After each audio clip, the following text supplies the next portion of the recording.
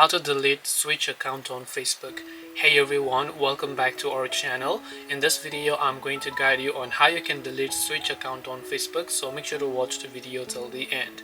To basically delete the switch account on Facebook, all you have to do is go ahead and then first of all launch the Facebook application, and then let's say that whenever you try to switch your account by tapping the three lines option and you're seeing other profiles here. Now these profiles are not accounts, these are simply some of the pages that my main account has access to. So these are not separate accounts, they come within the same Facebook account. These are simply some of the pages that I have access to.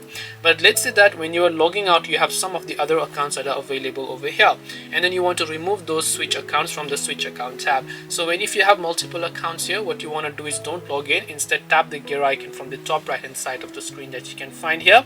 Then once you tap on the gear icon, you'll find a list of profiles available. Select a profile, and then all you have to do is tap on remove profile, tap the remove option, and they will get successfully deleted.